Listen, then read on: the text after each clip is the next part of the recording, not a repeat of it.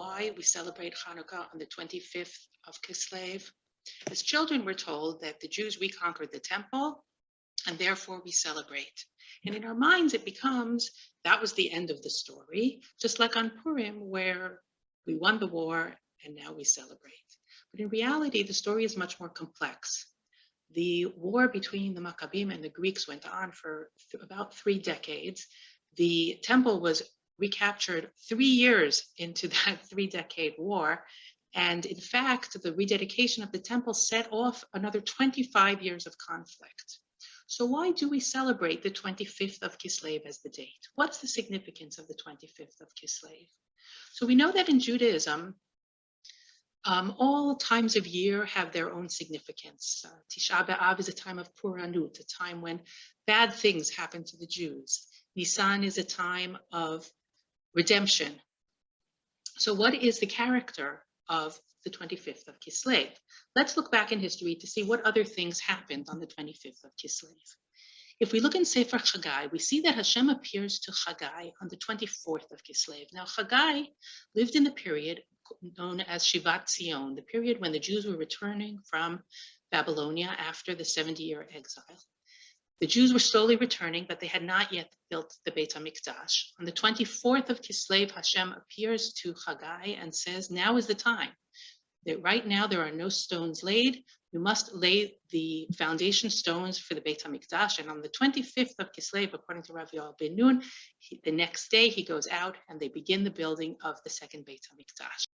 So we see that the 25th of Kislev is a day of new beginnings. If we look in Sefer Maccabim, the book of Maccabees, we see that Antiochus came to power and took over the Beit HaMikdash and placed an idol on the Mizbeach on the 15th of Kislev. But he chose to not use that idol ritually until the 25th of Kislev in order to defile the Beit HaMikdash precisely on the day that he knew was a day of celebration for the Jews. He knew that the 25th of Kislev was a day of dedication. And therefore, when the Hashmonaim took back the Beit HaMikdash, they too purposely chose the 25th of Kislev to reassert the Jewish right over the Beit HaMikdash. There are many parallels between the time of Chagai and Shivat Zion and our day today.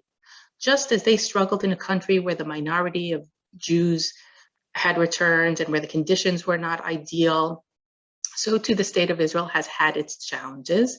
But here too, we have seen many signs of redemption, and one of them includes even the date of the 25th of Kislev.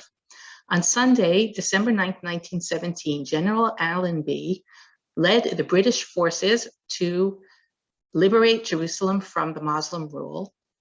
The date on the Jewish calendar, you guessed it, Kislev, the 24th of Kislev. That evening, the Jewish soldiers under Allenby's rule, led by Allenby, marched into Jerusalem, went straight to the Kotel, and celebrated Hanukkah at the Western Wall in openness and in freedom with things that they could not have dreamt of doing under Muslim rule. So it's doubtful that Allenby was aware of the significance of the day that he liberated Jerusalem. The battle was a great moral boost for the British Empire, but more importantly, it was a small step on the way to the creation of the State of Israel. So once again, we see that the 25th of Kislev shows its character as a time to begin again. Biyamim hahem bazman hazeh.